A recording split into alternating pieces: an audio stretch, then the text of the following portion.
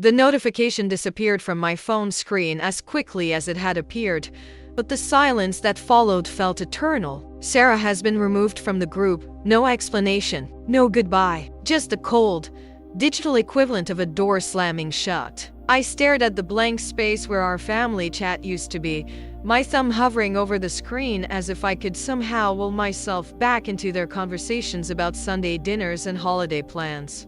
3 years of messages, photos, and shared moments erased with a single tap from my sister's finger. The irony wasn't lost on me. Here I was, sitting in my corner office on the 42nd floor of downtown Seattle, surrounded by floor-to-ceiling windows that offered a view most people only dreamed of, and I felt smaller than I had since childhood. Success, it seemed, had made me an outsider in my own family. My phone buzzed again. A text from Mom. "We think it's best if you don't come to Thanksgiving this year. Rebecca needs space to heal." Rebecca, my younger sister who had always been the golden child, the one who married her college sweetheart and gave my parents the grandchildren they'd been waiting for. The one who had looked me straight in the eye last month and said, "You've changed, Sarah. Money has made you cold." I set the phone face down on my mahogany desk and walked to the window. Below, the city moved in its familiar rhythm, people rushing to meetings, grabbing coffee, living lives that intersected and diverged like streams finding their way to the ocean. None of them knew that Sarah Chen, the woman Forbes had been tracking for months, had just been exiled from the only group that had ever truly mattered to her. The worst part wasn't the removal itself. It was the silence that had preceded it. The way conversations stopped when I entered rooms during my last visit home.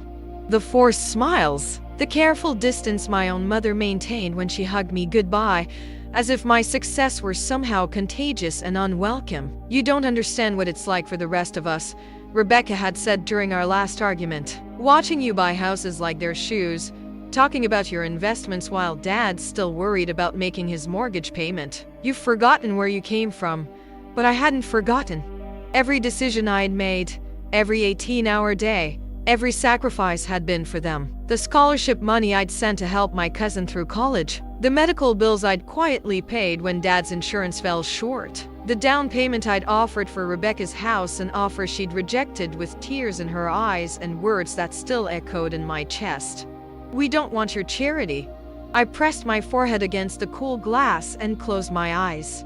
In the distance, I could hear my assistant fielding calls, scheduling meetings, managing the empire I'd built from nothing. Tomorrow, I would fly to New York for the final interview, the one that would determine whether my face would grace the cover of the most prestigious business magazine in the world. But tonight, I was just a daughter who had been deemed too successful to deserve a seat at her family's table. The city lights began to twinkle below as darkness settled over Seattle.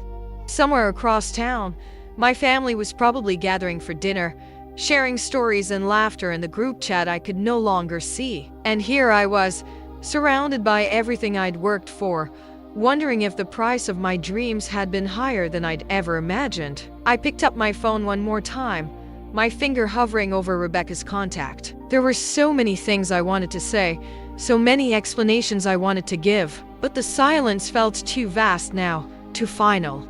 Instead, I turned back to my desk, where tomorrow's presentation waited, and tried to remember why any of this had mattered in the first place. The hotel room in Manhattan felt like a sanctuary and a prison all at once. I'd arrived 3 days early for the Forbes interview, telling myself I needed time to prepare, but the truth was simpler and more painful. I had nowhere else to go. For the first time in years, I had no family obligations pulling me home for the weekend.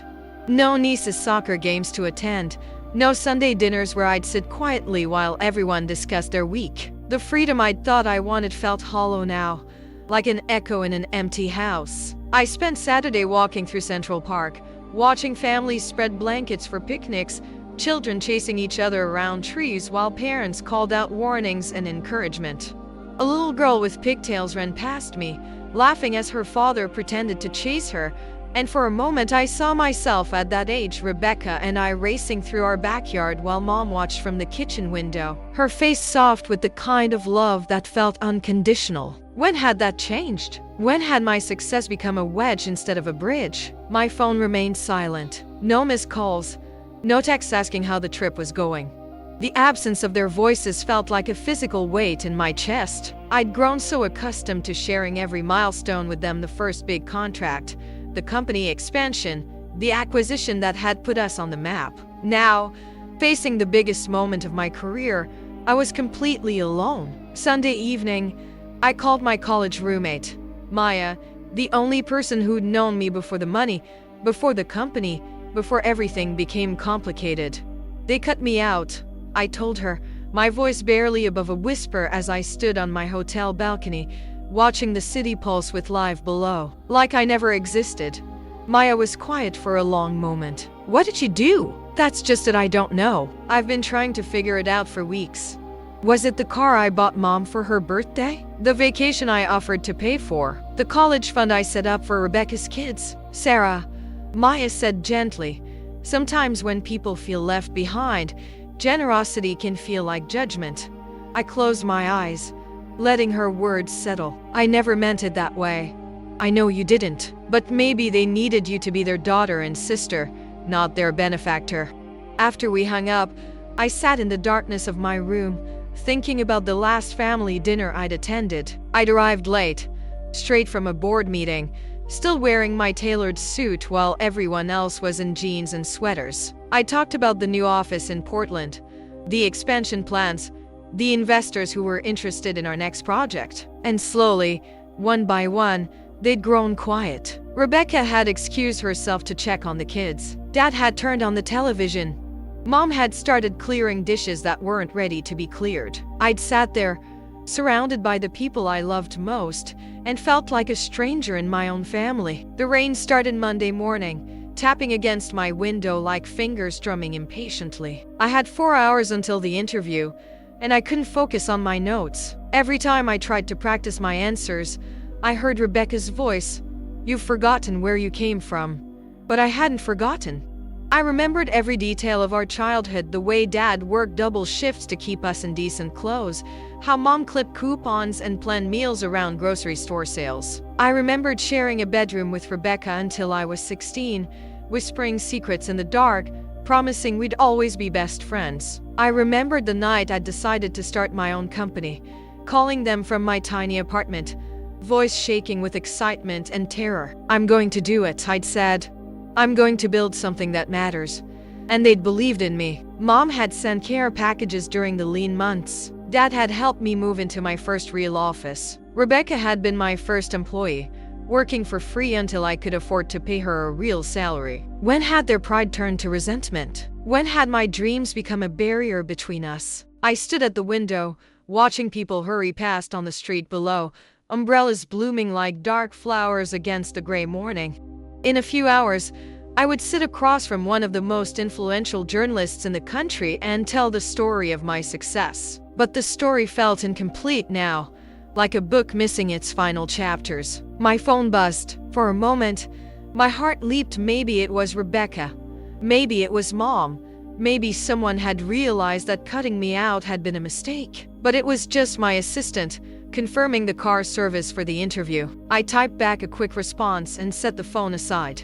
The silence felt different now, not just empty, but expectant, as if the universe were holding its breath, waiting to see what would happen next. The Forbes building rose like a monument to ambition, its glass facade reflecting the gray November sky. I stood on the sidewalk for a moment, briefcase in hand, watching my reflection waver in the windows above.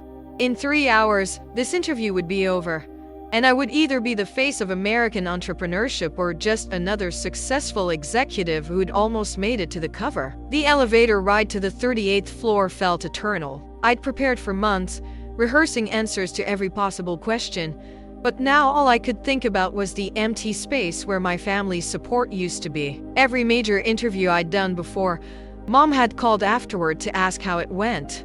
Dad had saved every article, every mention of my company, keeping them in a manila folder he thought I didn't know about. Miss Chen? A young woman with kind eyes and a warm smile approached. I'm Jennifer Walsh. Thank you so much for coming in. Jennifer led me through a maze of cubicles and glass offices, past walls lined with iconic Forbes covers, titans of industry, tech moguls, women who'd shattered glass ceilings.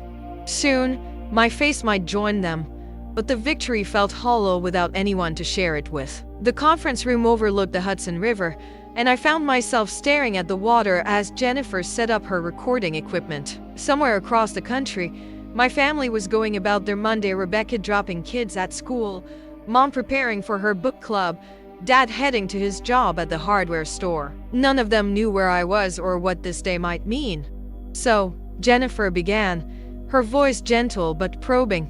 Let's start at the beginning. What drove you to leave a secure corporate job and risk everything on your own company? I'd answered this question 100 times before, but today the words felt different. I wanted to build something that mattered, I said. Something that would make my family proud. And did it? Make them proud? The question hung in the air like smoke. I felt my carefully constructed composure begin to crack. I thought it did, I said quietly. For a while, Jennifer leaned forward, sensing something deeper. That sounds like there's more to that story. I looked out at the river again, watching a small boat navigate between larger vessels. Success can be isolating, I said finally. Sometimes the people you love most struggle to recognize who you become. Are you speaking from experience? I nodded, surprised by my own honesty. I built this company to create opportunities, to prove that someone from my background could compete at the highest levels. But somewhere along the way, I became a stranger to the people who knew me best. Jennifer's pen moved across her notepad. How so? They removed me from our family group chat 2 weeks ago, I said, the words stumbling out before I could stop them. No explanation, just gone. The admission felt like stepping off a cliff. I'd never spoken publicly about my personal life, had always kept the focus on business, on strategy, on growth. But sitting in that room, with the weight of my isolation pressing down on me, I couldn't maintain the facade anymore. That must have been devastating, Jennifer said softly. It was. It is. I took a breath, steadying myself. I've spent the last 10 years building something I thought would honor my family's sacrifices. My parents worked multiple jobs to give Rebecca and me opportunities they never had. Every late night, every risk I took, every dollar I reinvested instead of spending it was all for them. But they don't see it that way. They see someone who's forgotten her roots, someone who throws money at problems instead of showing up emotionally. And maybe, I paused, the truth settling in my chest like a stone. Maybe they're not entirely wrong. Jennifer set down her pen. What do you mean? I missed my niece's birthday party because of a board meeting. I sent an expensive gift instead. I offered to pay for family vacations instead of just asking if they wanted to spend time together. I thought providing was the same as loving. The room fell quiet except for the soft hum of the recording equipment. I could feel Jennifer watching me, waiting for me to continue.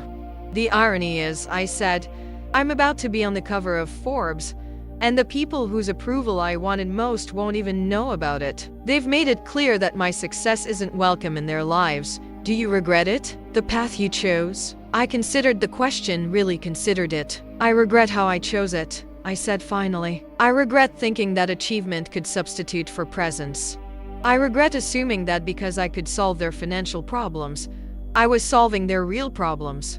And what were their real problems? They missed me, I said, the words barely above a whisper. They missed a sister and daughter I used to be, before I became so focused on becoming someone worthy of their pride that I forgot they already loved me as I was.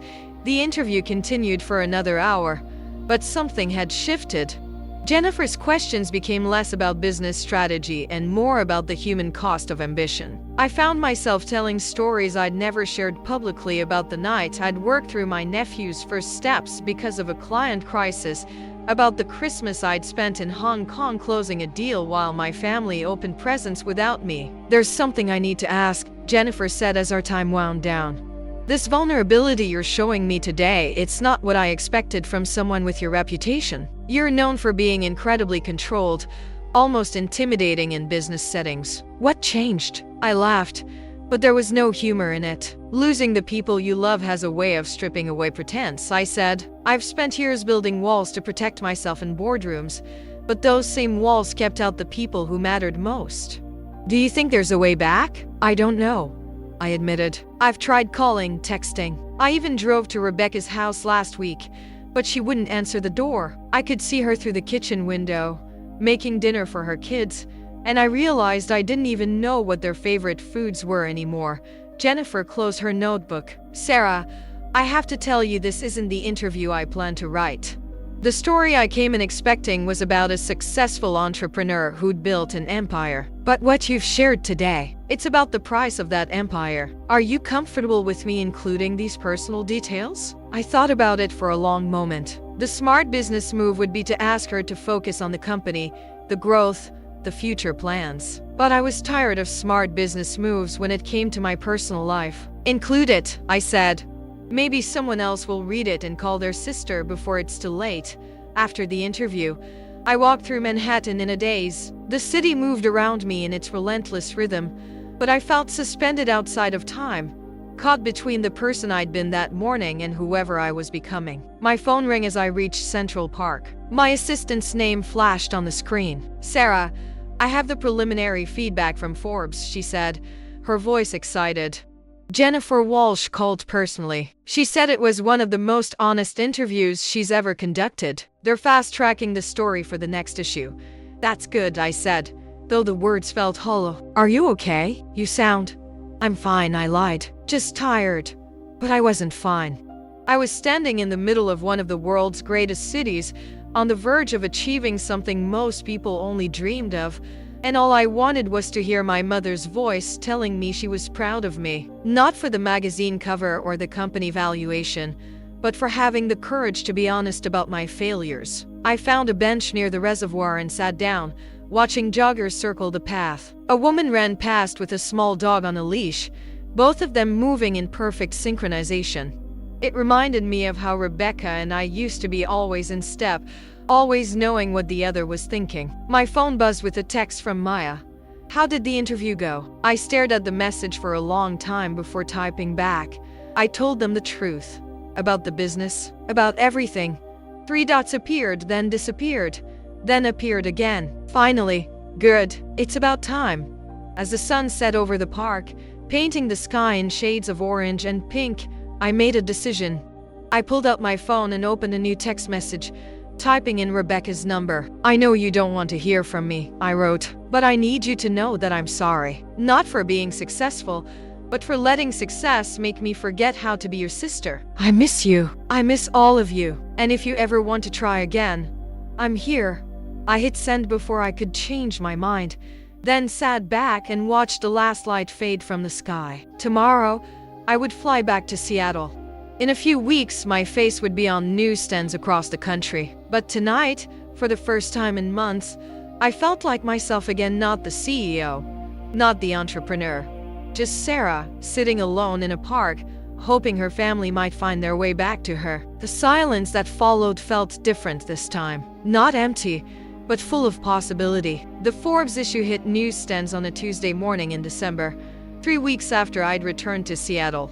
I was in my office, reviewing quarterly reports, when my assistant knocked on the door with a nervous smile and a magazine in her hands. "It's here," she said simply. I stared at the cover for a long moment. There I was, photographed in my corner office, but the image was softer than I'd expected. Instead of the typical power pose, I was looking out the window, my expression thoughtful, almost vulnerable.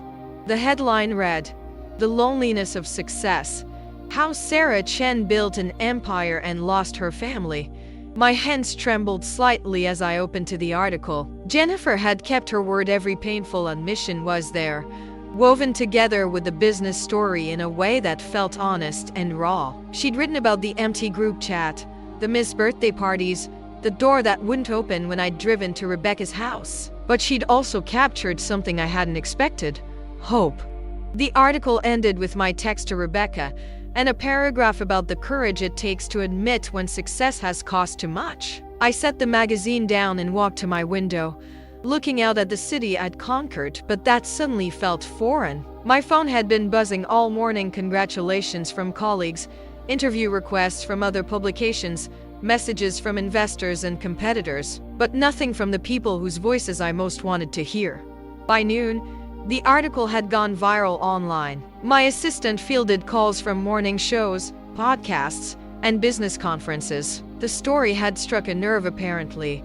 I wasn't the only successful person who'd lost their family along the way to the top. "Sarah," my assistant's voice came through the intercom. "There's someone here to see you. She says she's your sister." My heart stopped. "Send her in." The door opened, and Rebecca stepped into my office, looking smaller than I remembered. She wore the same winter coat she'd had for 5 years, the one I'd offered to replace multiple times. Her eyes were red, as if she'd been crying, and she clutched a copy of Forbes in her hands. We stared at each other across the expanse of my office, the silence stretching between us like a bridge neither of us was sure how to cross. "I read it," she said finally, her voice barely above a whisper. "The whole thing?"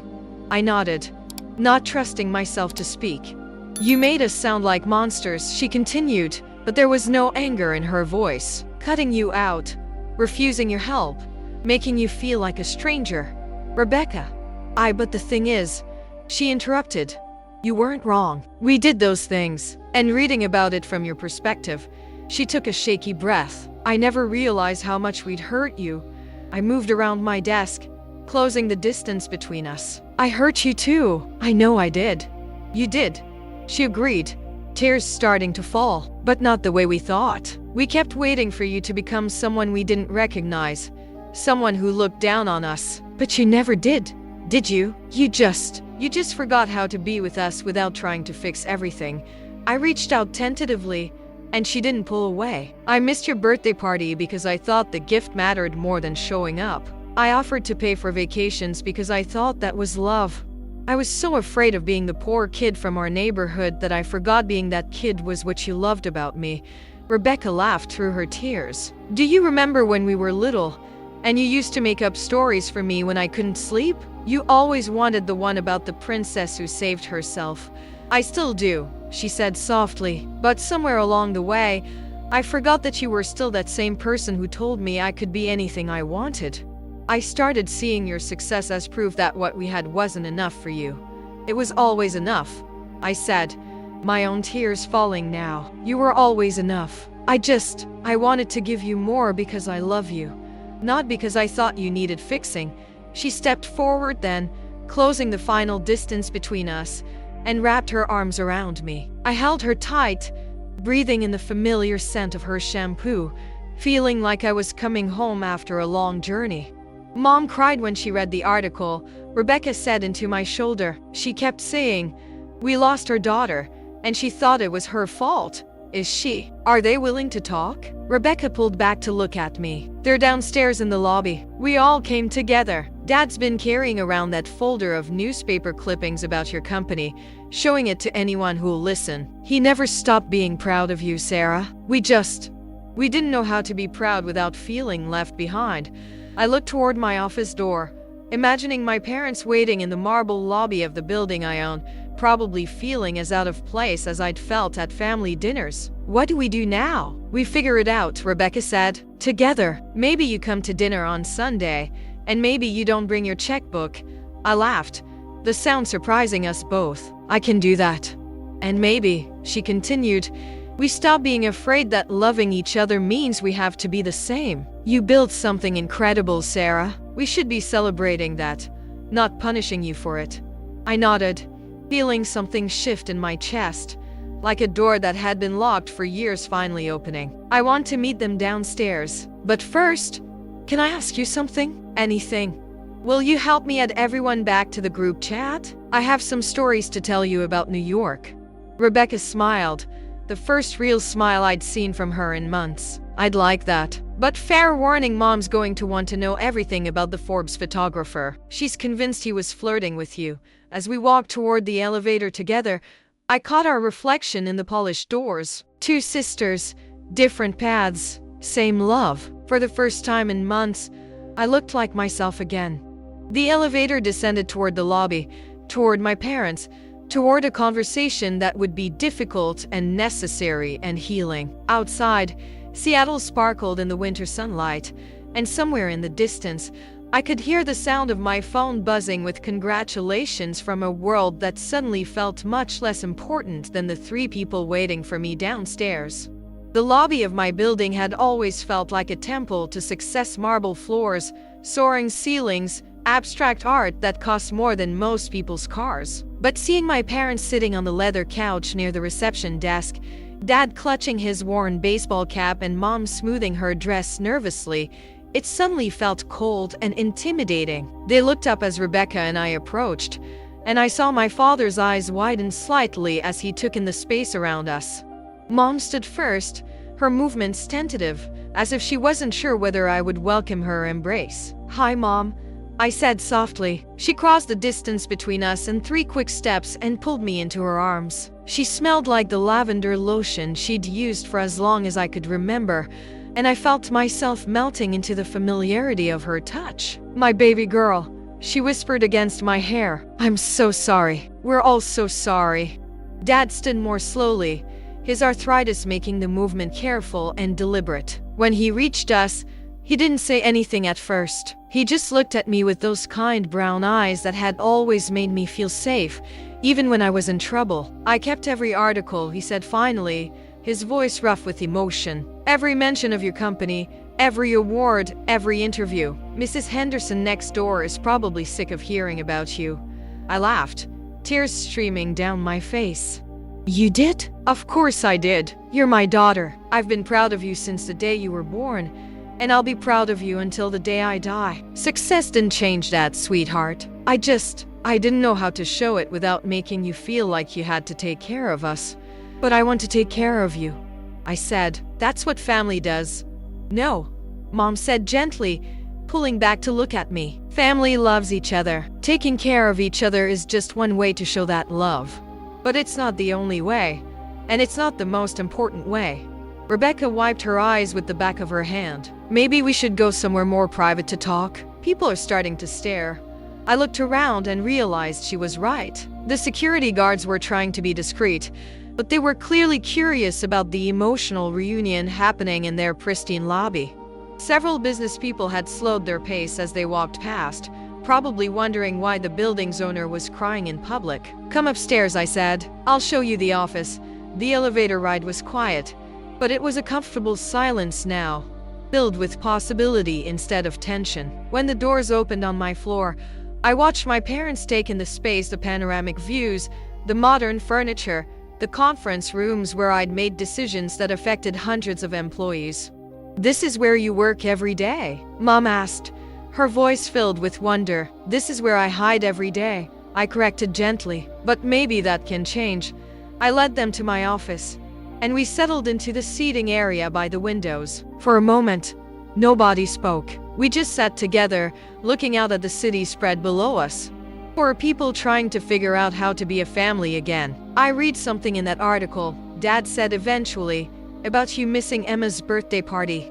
Emma was Rebecca's youngest, my 6-year-old niece who still believed in magic and fairy tales. I'd sent her an elaborate dollhouse that cost more than most people's monthly rent, but I'd miss watching her face light up when she opened it. "I was in a board meeting," I said. "I thought the gift would make up for not being there." She asked where Aunt Sarah was. Rebecca said quietly. "I told her you were working, and she said, 'But it's my birthday.'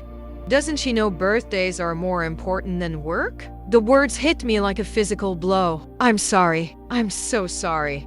She's having another party this weekend," Rebecca continued. "Just family. Cake and ice cream and terrible games that 6-year-olds love. Would you like to come?" I nodded, not trusting my voice. "And maybe," Mom added, "you could tell us about this magazine interview, the real story, not the one we read online." So I did. I told them about the hotel room where I'd felt so alone, about the interview where I'd finally admitted the truth about the cost of my success. I told them about walking through Central Park and watching families together, about the text I'd sent Rebecca from a bench by the reservoir. "You know what the hardest part was," I said as the afternoon light began to fade outside my windows. Realizing that I'd become exactly what I'd always been afraid of becoming: someone who thought money could solve everything. But the one thing I needed to solve couldn't be bought. "What was that?" Dad asked. "Finding my way back to you." Rebecca reached over and took my hand. "You never lost us, Sarah. We just forgot how to see each other clearly. The article mentioned something about a group chat. Mom said with a small smile. I have to admit, I never really understood how those work. I can show you, I said, pulling out my phone. But first, I need to ask you all something. Are we really going to try this? Because I don't want to go backward. I want us to figure out how to be a family that includes who I am now, not who I used to be. We want that too, Dad said firmly. All of it. The successful daughter and the Sunday dinners, the business trips and the birthday parties. We want to learn how to celebrate your achievements without feeling diminished by them. And I want to learn how to share my life without trying to manage yours, I said. As the sun set over Seattle, we sat together in my office, rebuilding something that had been broken but never truly lost. My phone buzzed occasionally with messages about the Forbes article, but for the first time in years, I ignored them. The most important conversation of my life was happening right here, in this room, with these three people who had loved me before I was successful and would love me long after the magazine covers were forgotten. Outside, the city lights began to twinkle like stars, and somewhere in the distance, I could hear the sound of my family's laughter echoing off the windows of the empire I'd built. For the first time since I'd started climbing toward success, I felt like I'd finally arrived somewhere worth being. The weeks following our reunion felt like learning to walk again. Every Sunday dinner was a careful dance of old patterns and new boundaries. I arrived at Rebecca's house with flowers instead of expensive gifts, helped with dishes instead of offering to hire a cleaning service, and slowly remembered what it felt like to be Sarah the sister instead of Sarah the CEO. But success doesn't pause for family reconciliation. 3 days after Christmas, my assistant called with news that would change everything again. Sarah, you need to see this, she said, her voice tight with excitement and concern. Goldman Sachs wants to acquire the company. They're offering $800 million. I sat in my home office, still wearing the pajamas Rebecca had given me for Christmas, soft flannel with tiny coffee cups printed on them, the kind of gift that said, I know who you really are. The offer letter glowed on my laptop screen, numbers that would secure my family's future for generations. But all I could think about was the conversation we'd had the night before, when Dad had quietly mentioned that the hardware store where he'd worked for 23 years was closing. The owner was retiring, and the building had been sold to developers. What will you do? I'd asked, and he'd shrugged with the resignation of a man who'd weathered many storms. Find something else, I suppose. At 62, it won't be easy, but we'll manage. Mom had reached over and squeezed his hand. We always do. Now, staring at numbers that could solve every problem they'd ever have, I felt the familiar urge to swoop in with my checkbook. But I also heard Rebecca's voice from our conversation in my office. Maybe you come to dinner on Sunday, and maybe you don't bring your checkbook. I closed the laptop and walked to my kitchen window, looking out at the lake that had drawn me to this house. The water was gray and choppy, reflecting the winter sky like a mirror that couldn't decide what it wanted to show. My phone rang. Rebecca's name appeared on the screen. Hey, I said, trying to keep my voice normal. You sound weird. What's wrong? I almost laughed. 3 months ago, she wouldn't have noticed a subtle shift in my tone. Now, she was reading me like she used to when we were kids. Goldman Sachs wants to buy the company, I said. Silence. Then, holy shit, Sarah. That's huge. Yeah. You don't sound happy about it.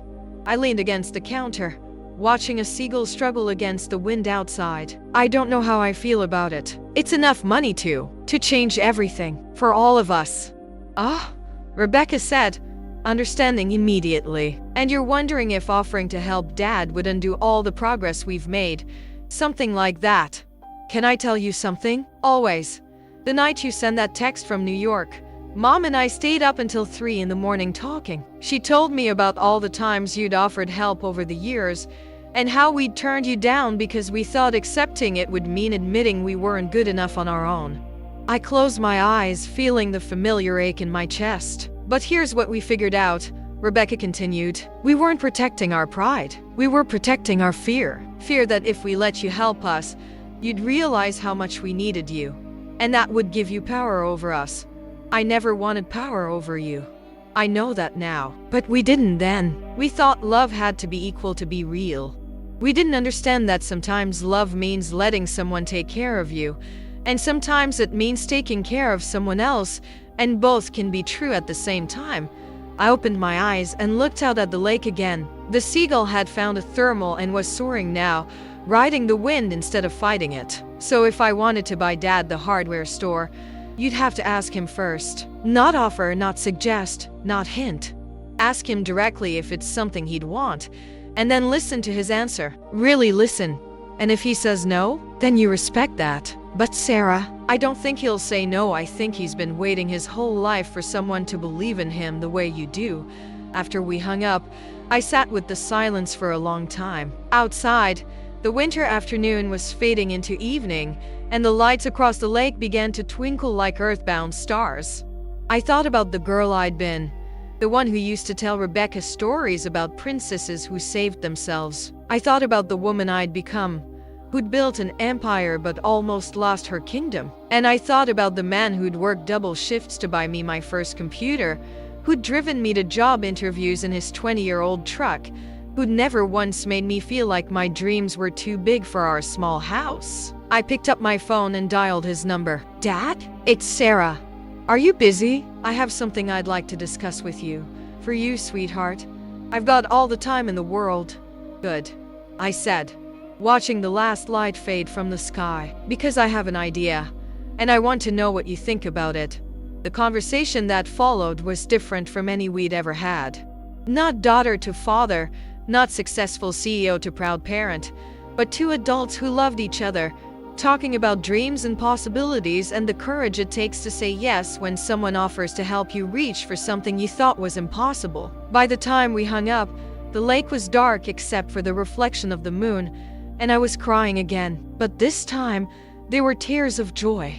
The hardware store sat on the corner of Pine and 3rd, a modest building with large windows and a red door that had been painted so many times the layers created tiny ridges you could feel with your fingertips. I stood outside on a cold February morning, watching Dad unlock the door for the first time as the owner, and felt a completeness I hadn't experienced since childhood. The Goldman Sachs deal had closed 3 weeks earlier. After taxes and investments, I'd kept enough to maintain my lifestyle and grow a smaller, more focused version of my company. The rest had gone into a trust fund for my family, not charity, but partnership. Dad's hardware store was just the beginning. You coming in? Or are you going to stand out there all day letting the heat out? Dad called from the doorway, grinning like a kid on Christmas morning. Inside, the store smelled like wood shavings and possibility. Dad had spent the last month reorganizing everything, creating displays that showcased not just tools and supplies, but the projects they could become. In the back corner, he'd set up a small workshop area where customers could learn basic repairs and woodworking skills. I've been thinking, he said as we walked through the aisles together, about offering classes, maybe Saturday mornings for kids, teach them how to use tools safely, how to build something with their hands. That sounds perfect, I said, running my fingers along a display of hand-carved wooden bowls made by local artisans. Very you. Rebecca's going to help with the business side, he continued. Bookkeeping, inventory, that sort of thing. She's got a good head for numbers. Always did. I smiled, thinking about my sister's excitement when Dad had asked for her help. She'd been working part-time at a dental office since her youngest started school, but her real passion had always been organizing systems, making things run smoothly. And Mom, your mother, Dad said with a chuckle, has decided she wants to learn how to use power tools. Says she's tired of waiting for me to hang pictures. The bell above the door chimed, and our first customer walked in, Mrs. Patterson from down the street, carrying a broken lamp and looking hopeful. Bill Chen, she said with a smile. I heard through the grapevine that you might be able to fix this old thing. Let me take a look, Dad said, his face lighting up as he examined the lamp. Oh, this is beautiful. Probably from the 1940s. See this brass work? They don't make them like this anymore. I watched him work, explaining to Mrs. Patterson what was wrong and how he could fix it, his hands gentle and sure as he handled the delicate piece. This was who he'd always been, someone who saw the potential in broken things, who believed everything deserved a second chance. My phone buzzed with a text from Maya. Saw the news about the acquisition. How does it feel to be semi-retired at 35? I typed back, like I'm just getting started. And it was true. The company I'd built had been about proving something to my family, to the world, to myself. But this new chapter felt different. It was about building something sustainable, something that honored both who I'd been and who I was becoming. Sarah, Dad's voice pulled me back to the present. Mrs. Patterson was just asking about you. I told her you're the one who made all this possible. Mrs. Patterson beamed at me. Your father's been bragging about you for years. We're all so proud to have you back in the neighborhood. Back in the neighborhood? Oh, yes, she said with a knowing smile. Rebecca mentioned you're looking at the house on Maple Street, the blue one with the big front porch. I glanced at Dad, who was trying very hard to look innocent. Rebecca has a big mouth. She's excited, he said. We all are. It'll be nice having you close again. The house on Maple Street was 3 blocks from where I'd grown up, a 1922 craftsman with original hardwood floors and a kitchen that needed updating. It was a fraction of the size of my current place, but when I'd walked through it the week before, it had felt like coming home. I haven't decided yet, I said, but even as I spoke the words, I knew they weren't true. I'd already called my realtor. The bell chimed again, and this time it was Emma, Rebecca's 6-year-old, bursting through the door with the energy of someone who'd just discovered the most exciting place in the world. Grandpa Bill, she shouted, running to Dad and wrapping her arms around his legs. Mom said you have a store now. I do indeed, Dad said, scooping her up. Want to see the workshop? As he carried her toward the back of the store, Emma caught sight of me and waved enthusiastically. And Sarah, are you going to work here too? Sometimes, I said, when Grandpa needs help with the computer stuff. Cool. Can you teach me how to use a computer? Absolutely. I followed them to the workshop, where Dad was already showing Emma how to sand a piece of wood, his big hands guiding her small ones. Watching them together, I felt something settle in my chest, a sense of rightness that had nothing to do with profit margins or market share. My phone rang. The caller ID showed Jennifer Walsh from Forbes. Sarah, I hope you don't mind me calling, she said when I answered. I wanted to let you know that your article has been nominated for a national magazine award. The response has been incredible. That's wonderful, I said, stepping outside so I wouldn't disturb Dad and Emma's lesson. There's something else. We'd like to do a follow-up piece. 6 months later. What happened after success? Would you be interested? I looked through the store window at my father teaching my niece how to create something beautiful with her hands, at the customers browsing the aisles, at the community that was already forming around this small space filled with tools and dreams. Yes, I said, but this time, I'd like to do the interview here, at the hardware store, with my family. That sounds perfect, Jennifer said. I'll be in touch. As I hung up, Emma's laughter drifted through the window, followed by Dad's patient voice explaining why we always sand with the grain, never against it. I thought about the story Jennifer would write, about the woman who'd learned that sometimes the biggest success comes from making yourself small enough to fit back into the life you'd almost lost. The afternoon sun slanted through the store windows, casting everything in golden light. Somewhere in the distance, I could hear the sound of construction, new buildings going up, the city growing and changing around us. But here, in this small corner of the world, time moved differently. Here, broken things got fixed, children learned to build, and families found their way back to each other. I pushed open the door and stepped back inside, ready to help my father build something that would last.